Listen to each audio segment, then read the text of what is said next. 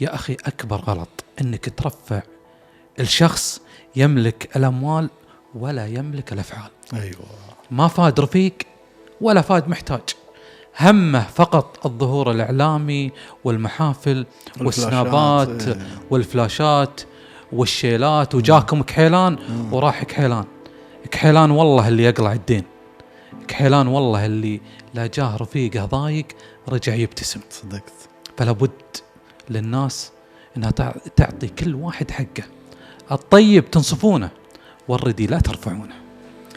وقلت فيها أبيات اللي يقول طبعا من ضمن قصيدة اللي يقول ذخرتهم لكلحت وقت الأزمات، ظنيت بس الظن طارت طيوره، وحسبتهم لضقت مثل السروات، بس الجبال الريح دكت صخوره، مهايطين الفعل أهل السنابات اللي مراجلهم علشان صورة في كل محفل ودهم بالفلاشات، والنوع هذا من أشد الخطورة، حسبي عليهم مدعين الصداقات ما قدروا شخص طوال شبوره.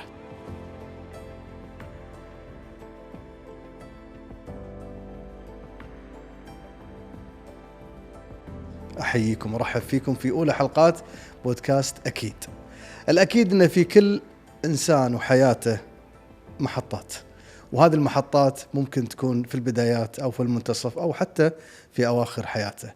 الأكيد بودكاست يتناول مواضيع عدة، ياخذ ضيوف متنوعين في كل المجالات، والأكيد أن ضيفنا اليوم مميز. ألقاب كثيرة قالوها لضيفنا، أغلب وممكن أنا اللي يعني أيضا أشوف هذا اللقب يعني دائما يطلق عليه هو شاعر الحكمة. قصائده تنقال بحكمة، تنقال وتنحفظ، ودائما هي منتشرة في كل وسائل التواصل الاجتماعي. الأكيد أني برحب ضيفي، ما راح أطول عليكم في المقدمة، شاعرنا الجميل العذب الشاعر مبارك لحجيلان مسالم، حياك الله معنا. يا مرحبا والله ومسهلا يا أبو يوسف، وهذه والله الساعة المبروكة اللي شفتك فيها وحضرت، وعسى الله يجملنا ونقدم شيء يحوز على رضاك ورضا السادة المشاهدين. أنت بجمل كل حالاتك يا أبو سالم، الله يطول. ويعني سعيد جدا أنك تكون معي في هذا البودكاست اللي هي أول حلقة له، ومبروك يومك مبارك صرت في هذا اللقاء. الله يطول عمرك، وبالعكس إذا هذه الحلقة الأولى إن شاء الله تكون بداية خير لك أنت، وأنت تستاهل كل خير. الله يطول لي عمرك. عادة كل إنسان عنده بدايات، وبداية طفولته ممكن تكون لها علاقة في شبابه أو ممكن تكون في حياته. في علاقة طفولة وذكريات الحياة الأولى لمبارك في حياة الشعر، ولا مبارك من بيت ما له علاقة في الشعر لذلك طفولته جدا عادية؟ لا والله بالعكس، أنا من بيت طبعا كله شعر، يعني أبوي الله يرحمه شاعر، عمي شاعر، عيال عمي كلهم شعراء، يعني أنا من بيت شعر. يعني ما البداية من عمر 15-14 سنة كنت أكتب بوزن، يعني موزون. ما شاء الله. البداية تقليدية مثل ما تعرف، جرايد، مجلات، ديوانية شعر النبط، يعني بالتدريج. أنا بكبرك شوي، متى كانت البدايات هذه؟ والله 2000 تقريبا، 2000. سنة 2000. إيه. يعني هذا 99 2000 99 2000. أول قصيدة كانت شنو لك؟ والله تذكرها؟ أذكر منها أبيات اللي يقول وداع يلي في عطاها بخيلة، وداع يلي ما تمنيت فرقاك، الله روحي عسى تنساك نفسي العليلة. يعني من هالقصايد كانت غزلية. اي غزلية، غير مبارك اللي تاليها الحين طبعا. اي اكيد العمر له دور أي.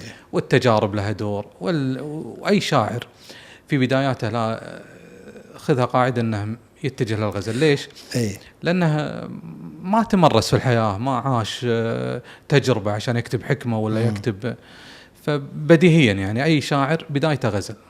أغلب الشعراء يمكن بدوا في الغزل. لكن بما أنك قلت سنة 2000 تقريبا، كان ترى وقت المجلات يعني مسيطر، وكان في مجلات مشهورة، تذكر معي المختلف، قطوف وغيرها من المجلات. كان متأثر مبارك في هذه المجلات؟ كان في شيء؟ والله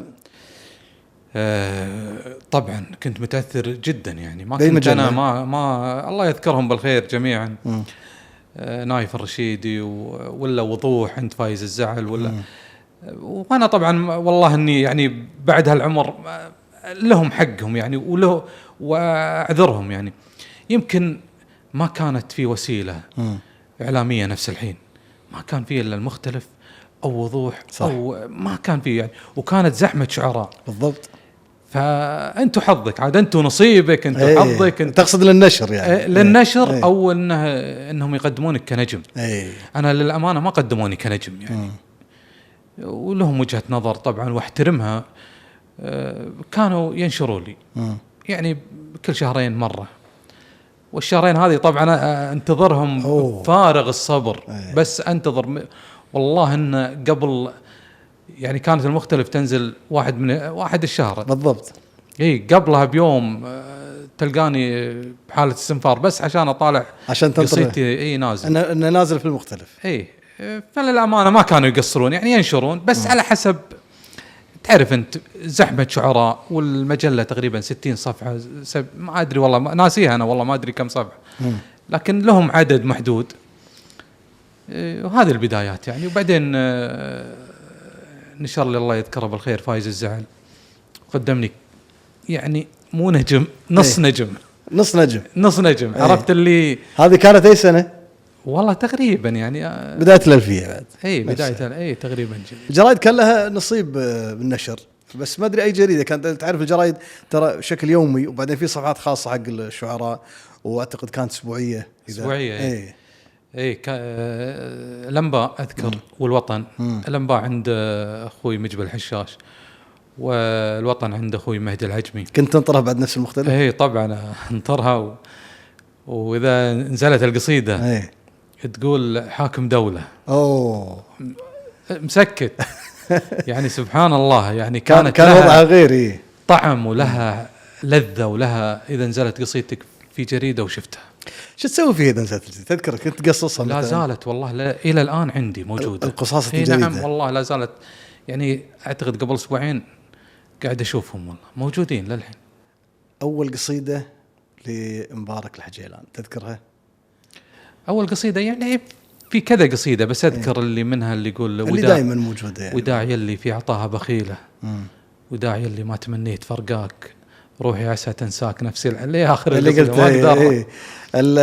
والبدايات دايم يعني تكون بسيطة وتكون غزل.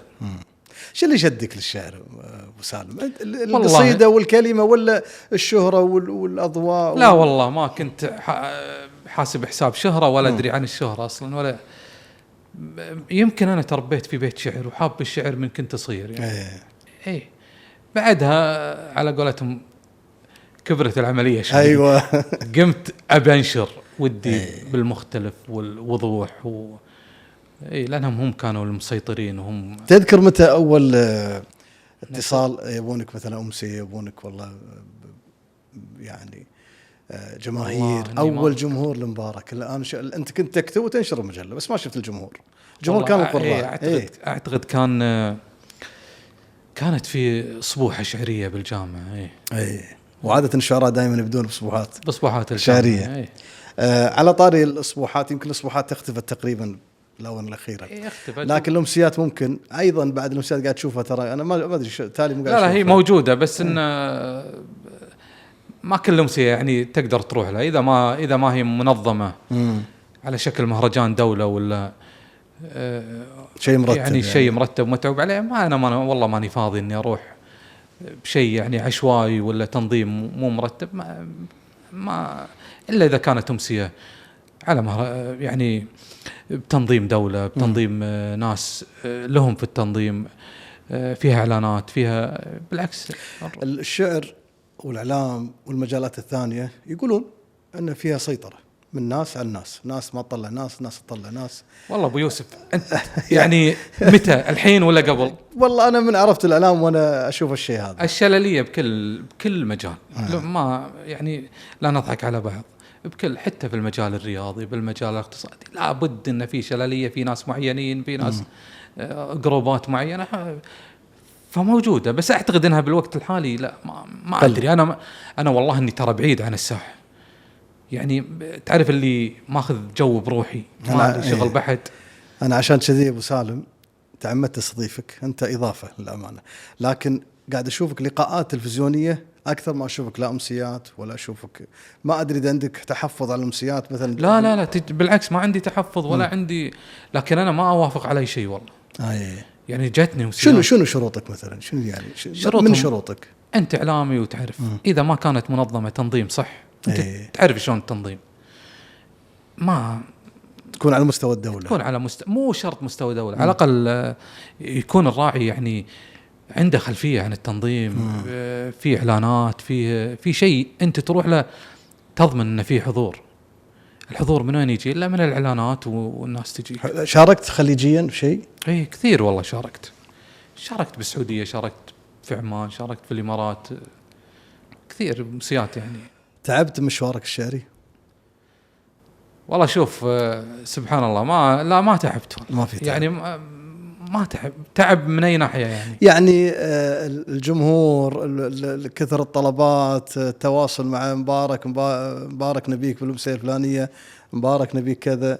عادة الشاعر يعني حال أي مشهور يكون له يبونه أكثر من مجال، مثلا نبيك بلقاء أنت مو قادر تطلع بلقاء، وكل إنسان عنده والله أبو يوسف شوف الغالي اللي مثلك وشرواك أنا ما أقدر أرده، أنا هذا عيب فيني يعني، ما أقدر أنا أشوفك ميزة والله العظيم يعني ما أقدر أرد.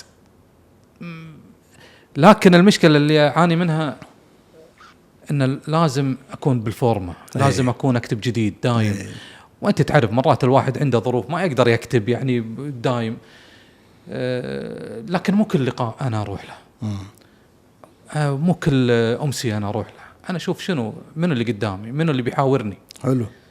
إذا أنا مقتنع شخصيا فيه لا والله أروح، وحتى لو إني مثلا أكرر القديم اللي ما استهلك عادي يعني، ما عندي مشكلة. والله شوف أنت يعني الأمانة مسيطر على السوشيال ميديا في مقاطعك، وللأمانة يعني هذا شيء يخلينا احنا نحرص على هذا اللقاء، وقصايد كثيرة تنحفظ لك أو حتى تنعرض لك في شكل مقاطع صغيرة، منها لابد عقب التعب فرحة عظيمة. هذه يقول رفيقي لا تنفعل وابشر بنوماس، حرصك علي طيب من نفس كريمة، ولا تخاف أنا بجتهد وبهزم الياس، ويبقى سلاحي نواياي السليمة. سلام. ودام أمنياتي وراها قوة الباس، لابد عقب التعب فرحة عظيمة، بعزم ما لها حدود وما لها قياس، وفي صدر الأيام لي قدر وحشيمة، الانتكاسات تهزم لين الراس، والانتصارات من صنع الهزيمة.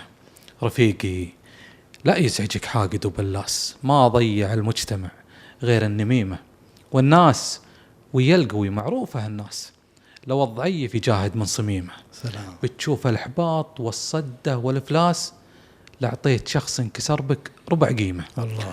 ولا تصير لا من نوولك شلة انجاس، حساس طنش لو الضربة هليمة. بقول لك شيء حطه بين الأقواس، خذها من القلب يا مال الغنيمة، اللي يحرموك الشجر لا تكسر الفاس، علمهم انك رجل مبدع وشيمة، ولا تثني العزم لأن انك تجي راس، ولا يحقق الحلم يكود العزيمة. الله الله، صح لسانك، صح بدك. الحكمة دائما في قصايدك. ايش قصة الحكمة أبو سالم؟ يعني هل هي موضة في الشعراء فصار لا. ولا هي أساسا مبارك يعيش مع ناس عندهم حكمة، ولا هي أساسا متوارثة؟ ايش قصة الحكمة؟ السؤال ترى تقليدي يعني. وبالله وتالله ماني مجاملك في الموضوع هذا صادق. والله إني لا تصنعتها ولا قلت أنا بكتب حكمة ولا جيت. إذا في ناس الحين تصنعوها أنا ما أدري عنهم، لكن كل إنسان يمر بظروف ويمر بمصاعب ويمر بتجارب ويمر بمطبات ويمر. الشاعر شلون يترجمها؟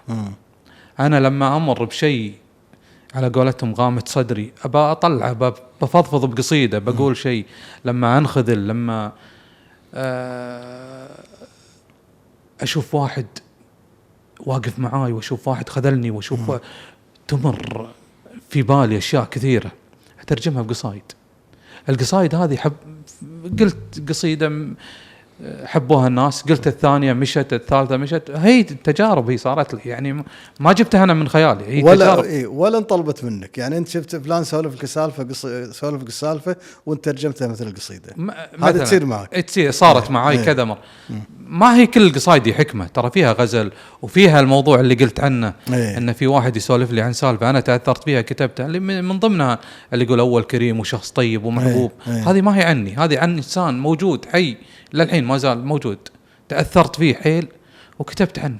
بس تدري شو الانطباع اللي أخذه عنك لو ما أعرفك وأنا أشوف مقاطعك؟ أن مبارك كل قصيدة قالها عايشة، يعني إن قال غزل ترى هو عايش قصة حب، إن قال معاناة فهو مر معاناة. هل هذا يعتبر نجاح للشاعر من وجهة نظرك؟ أنت شاعر يعني مخضرم ولك يعني مجالك وخبرتك في الشعر، تعتقد أن الواحد لما يشوف كذي من هالمقاطع وياخذ هذا الانطباع أن الشاعر ناجح في هالشيء؟ طبعا 1,000,000% ناجح. إنك تاخذ انطباع إن هالإنسان هذا عايش القصة. لو غزل أنا أقول لك قصايد الغزلية والله ما هي صحيح. الحين أقولها لك، القصائد الغزلية الغزلية كلها أفكار، كلها فكرة والله مو هروب من السؤال ولا شيء. لكن والله أن الغزل اللي أكتبه قسما بالله أني أقعد مثلا مع واحد أقول أبي فكرة غزل يقول لي كذا كذا كذا.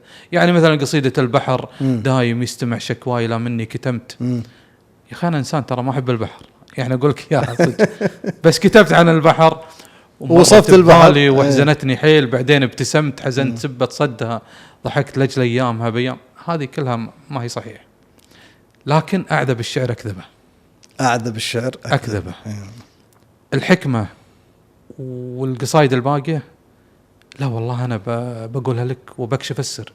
لا بالله واقع صار لي، ممكن أكثر صار لي أنا. أغلب القصايد اللي قلتها إيه أكثر واقع صار لي ومريت فيه وتعلمت منه ودروس. صحيح أنها كانت مؤلمة ويمكن لا زلت أتعلم منها، لكنها يعني طلعت لي هالقصايد بصراحة. حلو. عشان الشاي لا يبرد تشرب شايك، وأنا باخذ موضوع المعاناة في قصايد مبارك. يمكن نفس السؤال لكن يعني بطريقة ثانية. أحيانا المعاناة ما يكون لها ترجمة واضحة من الشاعر، تخون الكلمات، يخون البحر القصيدة يخونه، لكن مبارك ما شاء الله موفق في كل قصيدة يقولها وكأنها سالفة يسولفها.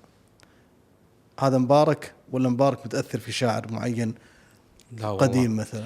لا والله ماني متأثر بأي شاعر، أنا تأثر بالقصيدة بس. ما عندك شاعر معين تأثر فيه عندي. حتى لو بداياتك؟ ما عندي والله. لا والله شاعر يعني معين تأثرت فيه لا والله ما في. والقصيدة هذه توفيق من الله، يعني أنت تقول شعورك للناس ويرجع للناس إذا تقبلته ولا ما تقبلته. في لو أنك تسوي شو تسوي، هي قبول من الناس. إذا الناس تقبلت هالشيء هذا تقبلته. واغلب ما ينطلب منك القصائد شنو؟ اي قصيده؟ والله اكثرها الاجتماعيه الحكمه وهذا. يعني حتى لما اقول اقعد مجلس واقول الغزل مثلا يقول لا ما نبي غزل، نبي القصائد الثانيه، لانهم تعودوا على الشيء هذا.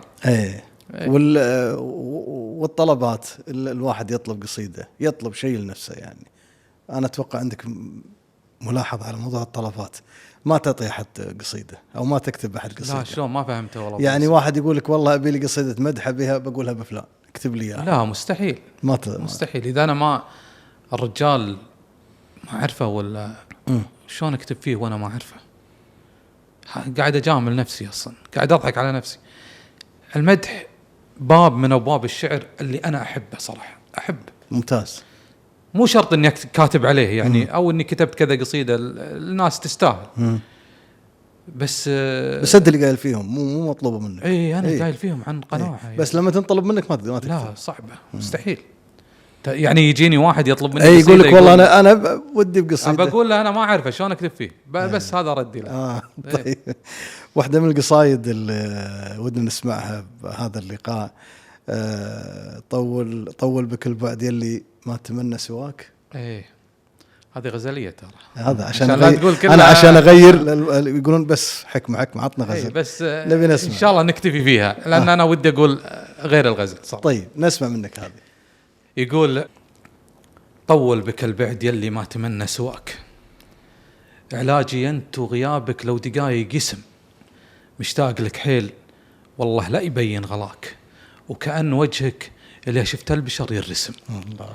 تصدق إني كثر مغليك ودي بجفاك، خايف لا أدمن لشوفة وجهك المبتسم، وكلامك اللي قلته تغنت شفاك، يجلب حنين ومشاعر وارتعاش الجسم، ولا رجاحتك في عقلك وفي مستواك، وعيونك اللي ما هي بعيون هذه رسم، تبارك الله سبحانه بشيء عطاك، كنك نسيم الشتاء أو المطر بالوسم. الله. أشوفك أقرب من العالم عساهم مفداك، وأحس في لذة اسمك لا نطقت الاسم.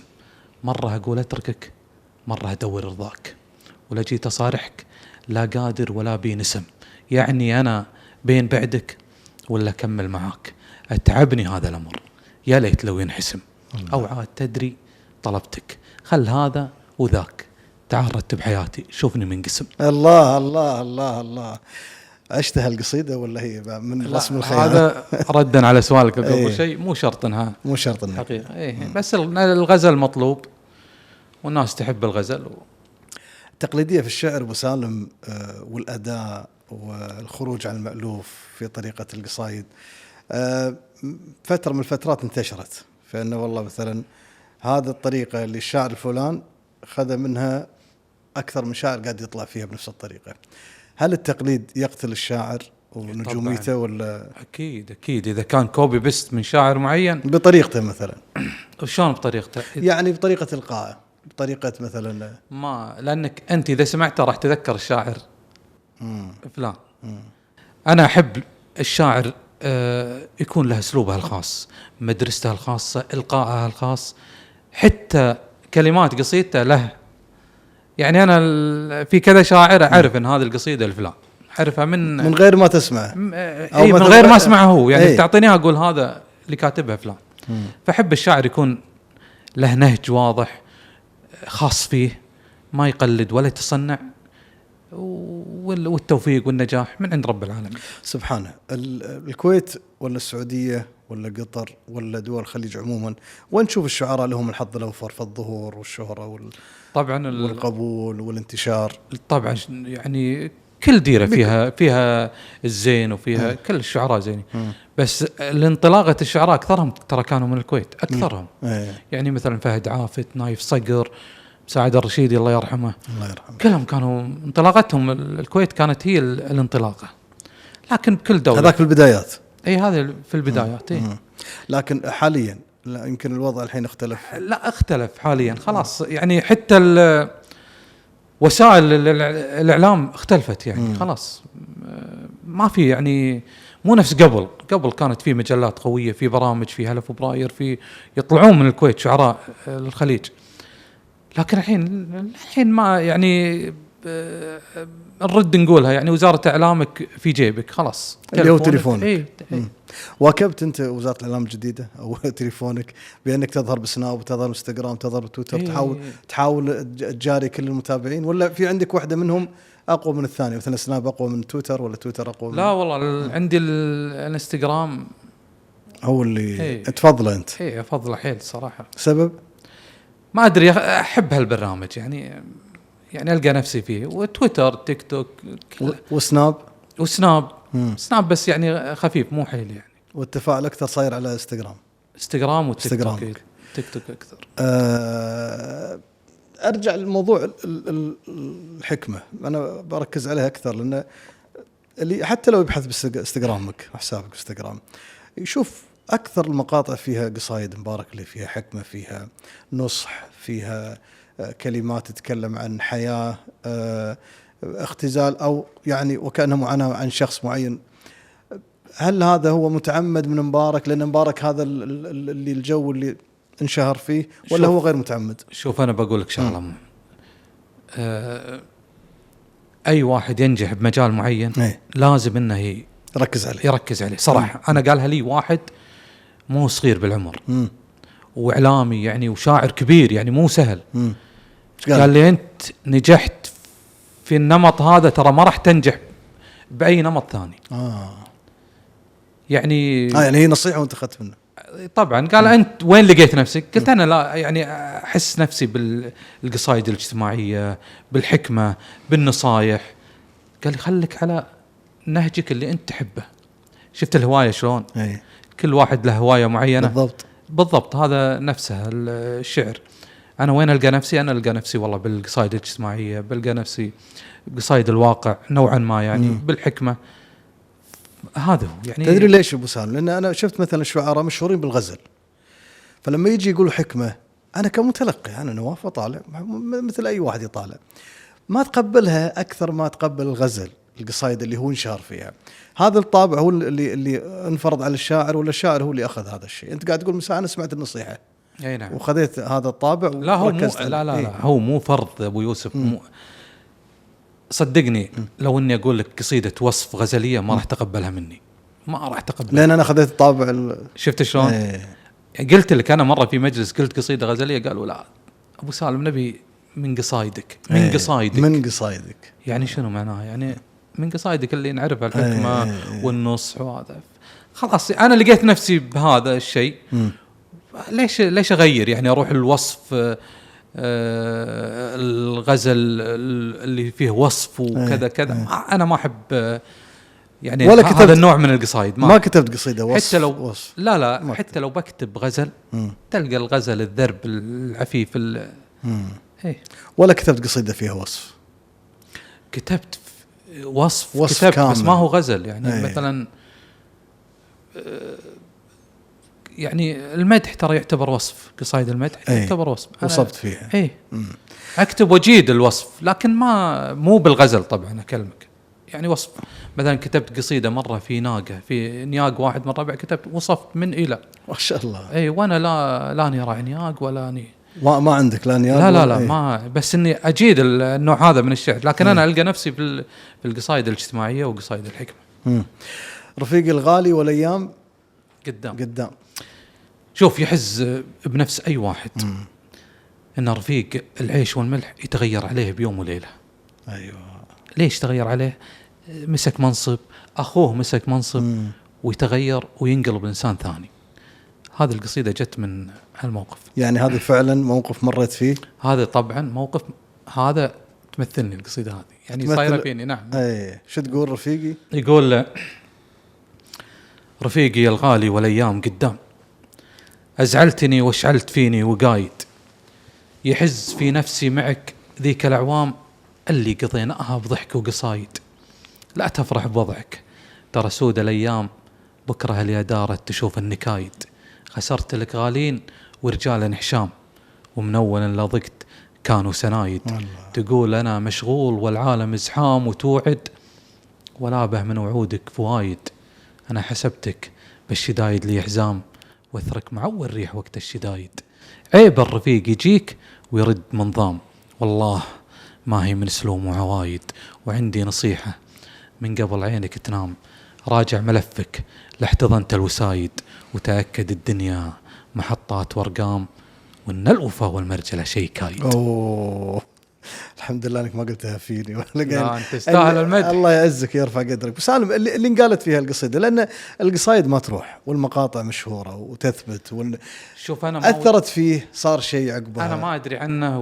وبختصر لك القصيده هذه. يحز في نفسك اذا رفيق عمرك فجاه تغير الى انسان ثاني بسبه منصب له او منصب لاخوه، وصار انسان ثاني.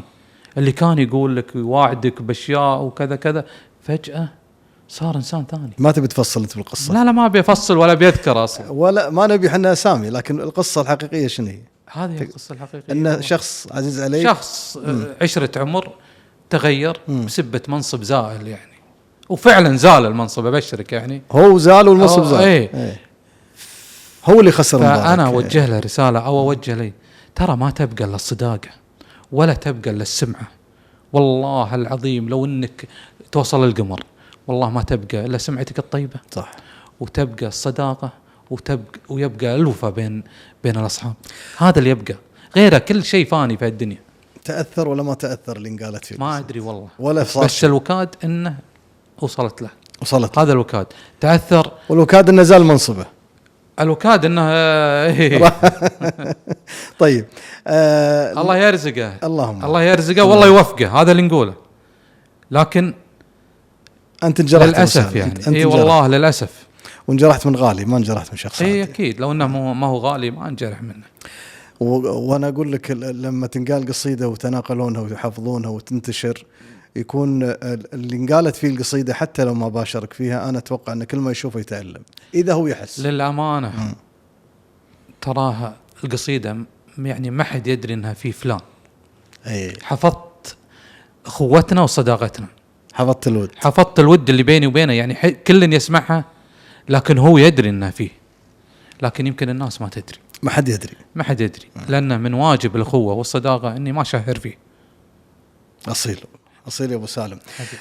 في اي وقت من الاوقات وسنوات مسابقات شعريه اخذت يعني رواج كبير واخذت انتشار، ممكن اشهر مسابقه المليون، شعر المليون، وصار فيها يعني نسخه ثانيه وثالثه ورابعه، ما ادري وين وصلت النسخ.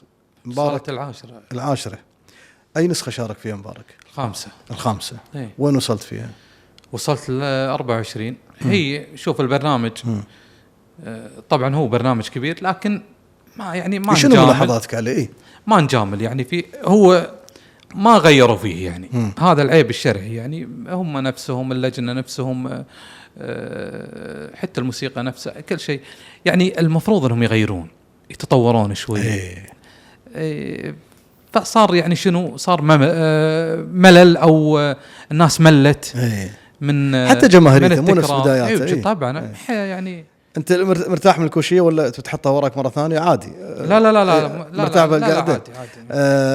الملل او ما في تطوير هو احد اسباب ملاحظتك على هالبرنامج، ولا في سبب ثاني؟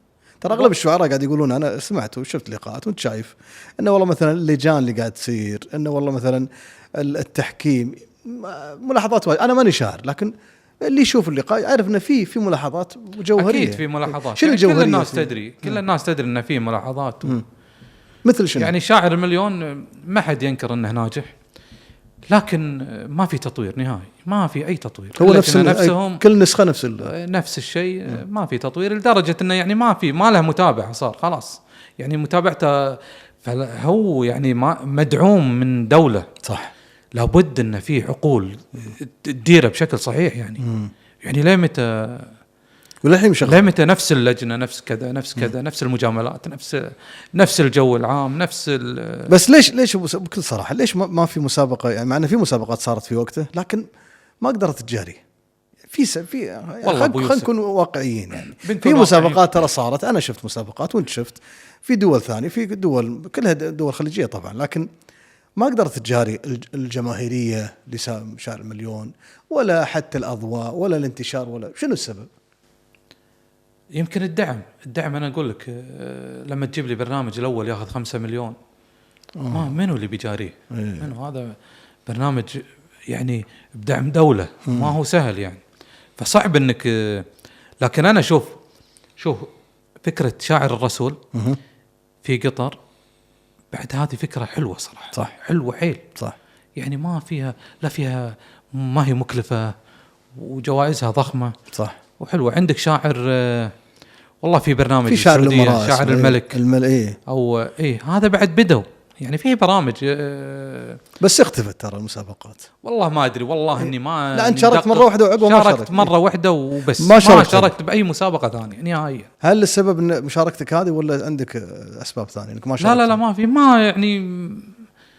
ما في سبب معين يعني، بس انه. طيب لو ردت الحين مسابقه ضخمه مثل هذه، يشارك مبارك فيها ولا ما يشارك؟ على حسب، والله ما ادري، والله ما على حسب شنو ظروف المسابقه، منو اللجان، شنو شروط. فرضا انا خليني اتخيل الحين مع المشاهدين بان هذه المسابقه نفس ضخامه شعر المليون، يمكن اكبر. اذا حسيت ان في انصاف وحسيت انصاف، اذا في انصاف، نحط لي هذه تحتها خطين اقول لك اياها. اي برنامج اذا انا حسيت ان اللي قايمين عليه عندهم انصاف، لا والله بشارك عادي، ما عندي اي مشكله. يعني اقدر افهم من كلامك انه ما في انصاف كان؟ لا انا ما شفت بعيني ولا اقدر. انت وعدتني تكون صريح، وقلت لي نواف خذ راحتك. ابو يوسف المجامله، لا والله موجوده المجامله. موجوده وشفتها انا بعيني صراحه. شفت في ناس يعني تصعد مثلا ياخذون كروت وهم ما يستحقون. يعني اوكي، لان التصويت صاير، اعطيته كرت والمرحله اللي وراها تعطيه كرت واللي وراها تعطيه كرت، هذه ما تدش العقل. هذه اكبر دليل ان في مجامله. لكن ما نمحي عاد الجانب الايجابي اللي فيهم، فيها ايجابيه وفيها سلبيه، لكن السلبيه العظمى ان ما في تطوير نهائي. ما في تطوير. هذه اللجنه، هذه الجولات، هذه كذا ما في تطوير. لا بد انهم يا أخي ترى مو عيب إنك أنت مدعوم من دولة، جيب 5 6 ناس أعلام بالشعر، قول عطني شنو أطور، شنو أسوي، يعطونك أفكار، تقدر تطور، تقدر تسوي. ربك يسهل لك من المشكلة حل.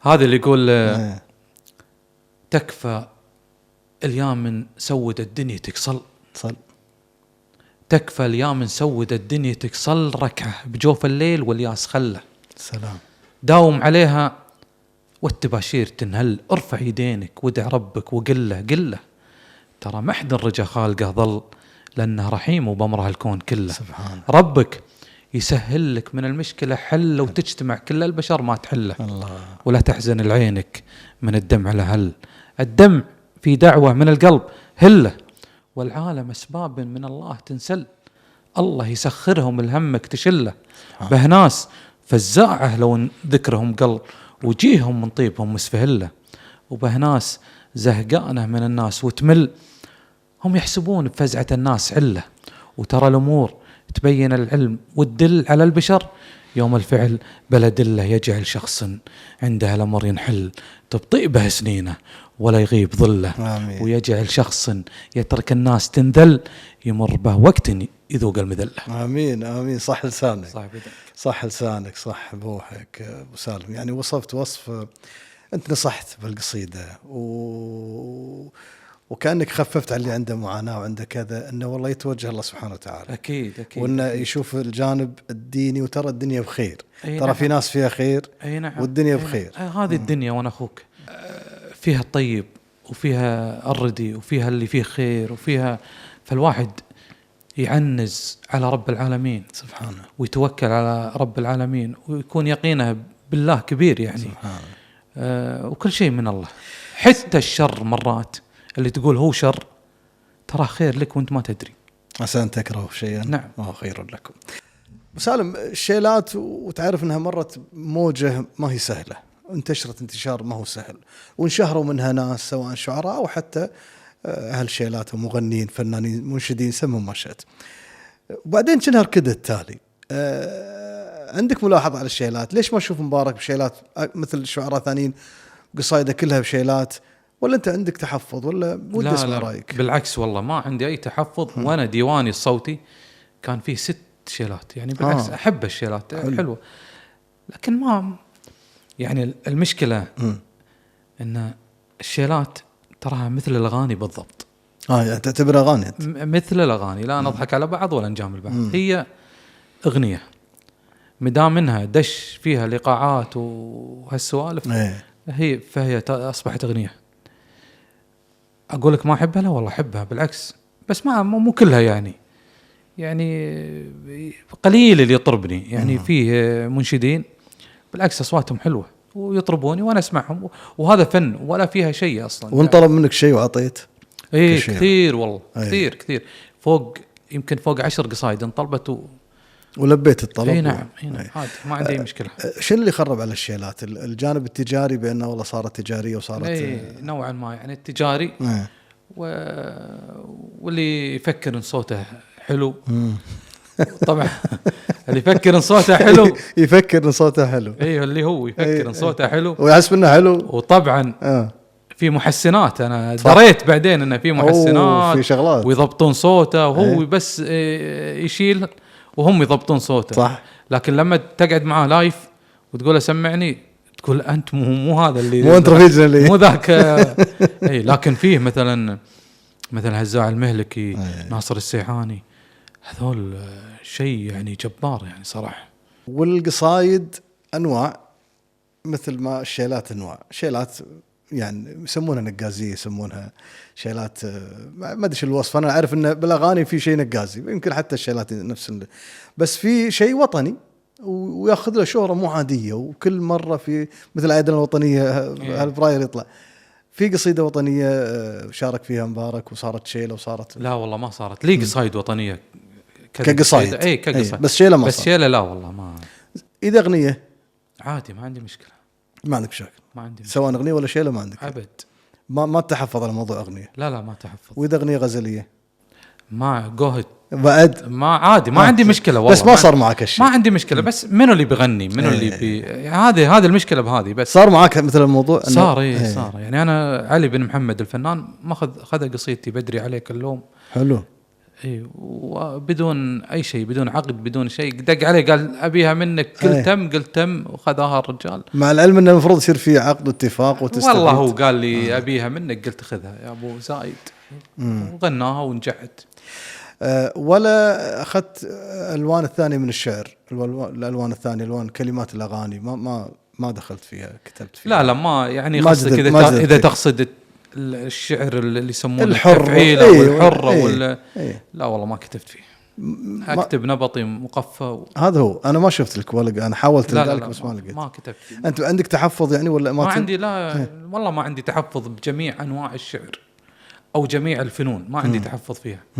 لكن ما يمكن اقدر اكتب عليه، بس ما هو هذا نهجي او هذا اللي انا متعود اكتب عليه. احد قال لك نصيحه ومسكتها، نصيحه وتمسكت فيها وخليتها مثلا في الشعر؟ اتكلم قبل شوي قلت ان في احد الشعراء الكبار واعطاك نصيحه، ترى ركز على هذا الشعر. والله شوف، ابى اتكلم عن شخص وبذكر اسمه، قول. اللي هو اخوي ابو نمر بدر اللامي. ونعم، هذا من انقى الانقياء اللي مروا فيه في حياتي، يستاهل. هو اللي ما تغير، هذا بدر ما تغير، وصل فوق نزل تحت، هذا بدر، وهذه فزعته، وهذه وقفته، وهذا طيبه، وهذا هو بدر اللامي اللي انا استفدت منه. من نصايح ولا اقدر اقولها اصلا، نصايح يعني ما اقدر اقولها لانها اشياء خاصه بيني وبينه. حلو. والله هو يمكن يدري ولا ما يدري، بس هو في يوم من الايام مسكني ونصحني نصيحه، وانا مشيت منه ومسكت النصيحه هذه ونجحت. حلو. فوجه له رساله. استاهل. بدر اللامي انسان نبيل، انسان شهم، استفدت منه. اي والله استفدت منه، اسال الله يوفقه ويسعد هذاك الوجه. والله ونعم. يعني الشاعر والمؤرخ بدر اللامي انا احد المتابعين له يعني، وللامانه مؤثر، من المؤثرين جدا، سواء بالشعر او حتى في اسناباته في يعني الحديث عن التاريخ. نصيحتي خلك على شيء ملموس. هذه طبعا من القصايد اللي انا احبها صراحه، ولو ما احبها يمكن ما اقول لك انا قايلها قبل، بس اني احبها هذه القصيده. شو السبب قبل لا تقول القصيده؟ والله في سبب ودك تقوله ولا تلامسني وفيها نصايح حلوه. حلو. وفيها تفاؤل. ممتاز. شو تقول القصيده؟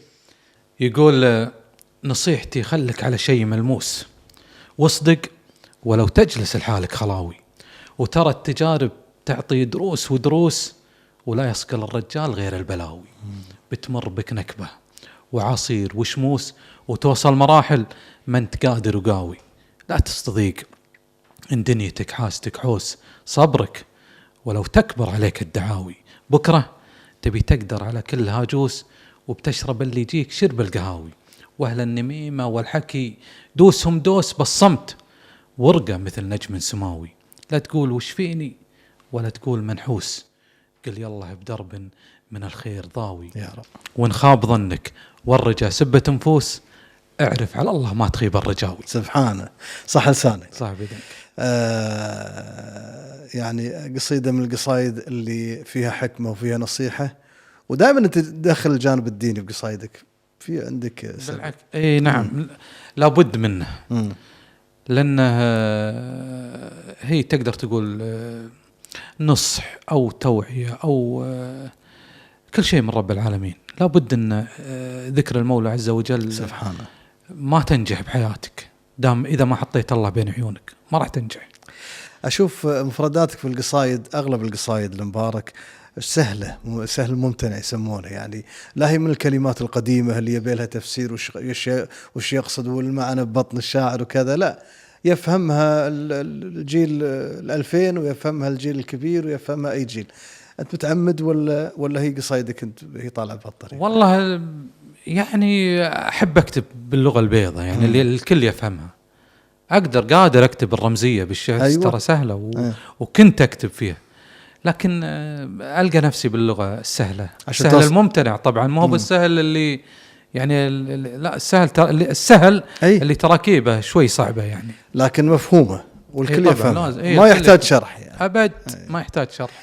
طيب احنا يمكن هذه متأخرة لكن نقولها بما انك تشرفنا بوجودك معنا في هذا اللقاء. موضوع حادث السيارة اللي أخذ له صدى كبير وانت أثرت فيه، وصار معك لقاء أنا شفته في الإمارات أعتقد الفجيرة. أي فجيرة. الحمد لله على سلامتك وشي. الله يسلمك. وعسى سلامة دائما. لا الحمد لله. الحمد لله.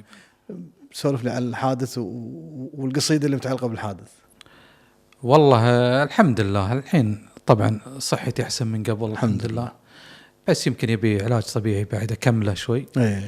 والحمد لله عدت على خير الحمد لله. أيوة بس فضل الله فضل دعوات الناس الطيبة اللي مثلكم شرواك. تستاهل شرواك الطيب. بس القصيدة كانت وصف دقيق يعني عن العافية. وعن تذكر منها شيء؟ والله أذكر منها اللي يقول مكسور ماني قايلة طويلة هي شوي. لا يعني بيتين كانت جدا مؤثرة. مكسور فوق السرير ونص جسمك الحاف. الله. وعينك سقط دمعها والثانية غافية.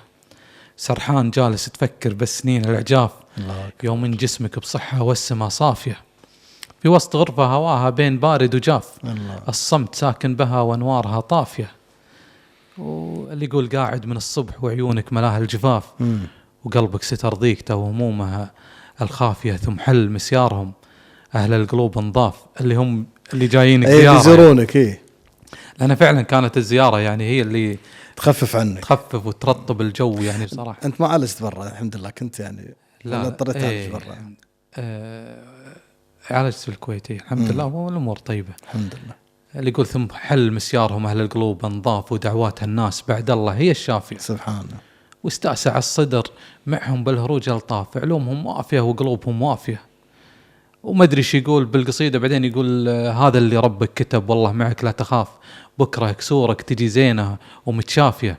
أيام صعبة تبي تمضي وتصبح خفاف. مرة تجي باردة مرة تجي دافية. ولو شفت غيرك تردد ما علينا خلاف. وجرعة من الصبر بأيام الكرب كافية. وبقول جملة أو بقول كلمة من الخاطر بشكل اعتراف. والله ولا في شيء أجمل من العافية. اي والله صح لسانك. وعساك دائما سالم يا ابو سالم يا رب العالمين.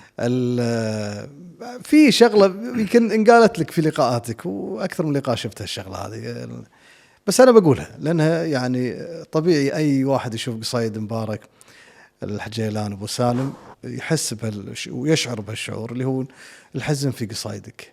شنو قصه الحزن ابو سالم؟ اغلب القصايد فيها نوع من الشجن نوع من الحزن، ولا هو يطلع من القصيده غير متعمد؟ والله إنه غير متعمد. يشهد الله علي إنه غير متعمد. ما أدري والله وش قصة الحزن. أنا بنفسي ما أدري، لكن يمكنني أنا إنسان شوي يعني أتأثر في المواقف اللي تصير. أتأثر. تعرف اللي يقول تبوح لك ملامحي عن لساني. أنا هذا تبوح لك ملامحي عن لساني. لا صار لا شوف في بعض الناس حتى لو حزين ما يبين عليه. صح ما شاء الله ما يبين عليه. بالضبط. أنا العكس إذا فيني شيء يبين عليه على طول. واضح. كتاب مفتوح. أيوة. إذا متضايق من شيء.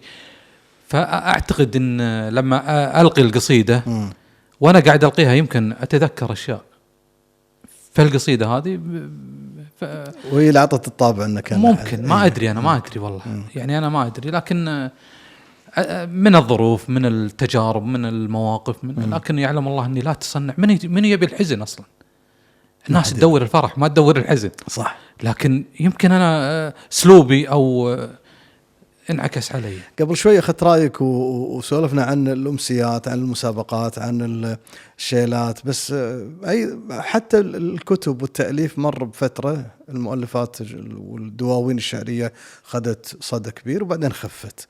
أنت لك ديوان وديوان بعنوان كسر الظهر، هي مطلع قصيدة.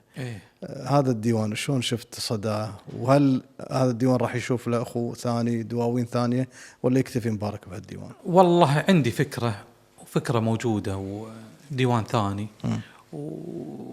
باسم خيرة ديواني ثاني.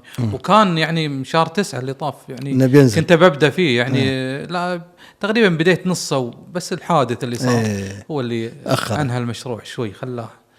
لكن شغال فيه الحين. بكمل يعني إن شاء الله أني بكمل. شو شفت صدى كسر الظهر؟ والله ممتاز ما توقعته، لكن السلبيات اللي كانت فيه بتلاشاها في الديوان الثاني. مثل شنو السلبيات؟ تذكر شيء منها؟ مثلا دور النشر، اي يعني لابد اني انا اخذ حقي بعد، ما فيها شيء. صح. اي وممكن انه ما يكون كله قصايد. مبارك يكتب ويألف ديوان وكتاب عشان الاستفادة المادية ولا عشان ثبات القصيدة عند كل جيل؟ والله ابو يوسف اذا الاستفادة المادية مو عيب، ما هو عيب يعني. هذه تجاربي وقصايدي اللي انا تعبت عليها سنين، فما فيها شيء اني استفيد منها يعني، ما فيها اي شيء هذه. لكن انا فكرتي اللي هو في ديواني خيرة اللي جاي انه ما تكون كلها قصايد، تكون فيها تعرف الفلاشات النصح، تكون فيها يعني وفيها صور وفيها. انت عندك ملاحظة، والملاحظة هذه حرصنا نقولها في ختام اللقاء قبل لا أختم اللقاء، ولازم هالملاحظة، واللي هي ظاهرة أنت ما حبيتها منتشرة في الأخير وتوها منتشرة يعني على أيام خاصة، وكأنها غثتك شوي وقلت فيها أبيات. شنو اللي مزعج مبارك الأيام؟ شوف، هي الظواهر السلبية كثيرة يعني، بس في ظاهرة بالآونة الأخيرة أو شفتها أنا لاحظتها عدل. شنو هي؟ اللي هي ترفيع الناس ما تستاهل يا أخي. أكبر غلط أنك ترفع الشخص يملك الأموال ولا يملك الأفعال. أيوة. ما فاد رفيق ولا فاد محتاج، همه فقط الظهور الإعلامي والمحافل والسنابات والفلاشات والشيلات، وجاكم كحيلان وراح كحيلان والله اللي يقلع الدين، كحيلان والله اللي لا جاه رفيقه ضايق رجع يبتسم. صدقت. فلا بد للناس انها تعطي كل واحد حقه. الطيب تنصفونه والردي لا ترفعونه.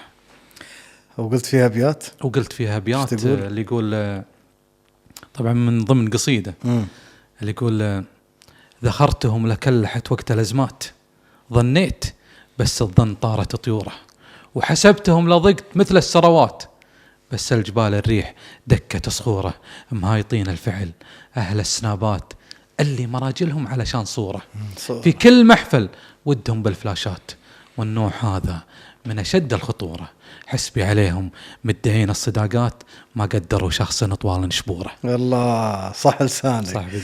وصف واضح ما يحتاج شرح يعني، ما يحتاج، لأن هذه المشكلة شفناها. أي والله شفناها وتكثر أكثر من انتخابات يا زين. المدح على الطيب ما تقول شيء، تقول عز الله أنه يستاهل، لكن واحد عشان عنده يعني ولا يفعل، طيب على شنو تمدح؟ في بعضهم يقومون الشيبان ويقلطونهم وهو لا يفعل ولا شيء، لكن أنا مع الطيب حتى لو كان يملك لكنه يفعل، حطه على راسي. والله أنت اللي حطك على راسي بعد راسي. إيه والله يا أبو سالم، لأن يعني أريحيتك في الحوار والسوالف أنا مرتاح لها قبل حتى يمكن المشاهدة كده. الله يطول عمرك يا أبو والله مش مجاملة ولا عشان أنك تقبلت الدعوة، هذا بكل صدق أقولها.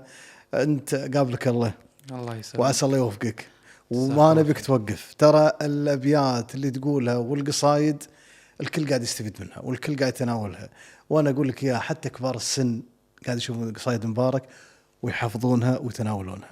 عسى الله يوفقك. سعد جدا بالحوار معك، وعساك ارتحت وما ثقلت عليك. أنت مثل الماء البارد على القلب. الله يعزك، وعسى الله يوفقك أجمعين. وجزاك الله خير على كل كلمة طيبة قلتها في حقي. تستاهل. ورد أقول تستاهل يا أبو يوسف. طول عمرك. كل خير. وعسى الله يجملنا، وإن شاء الله نكون ضيوف خفاف عليك وعلى سادة المشاهدين. طول عمرك، أنت مجمل كل حالاتك يا أبو سالم.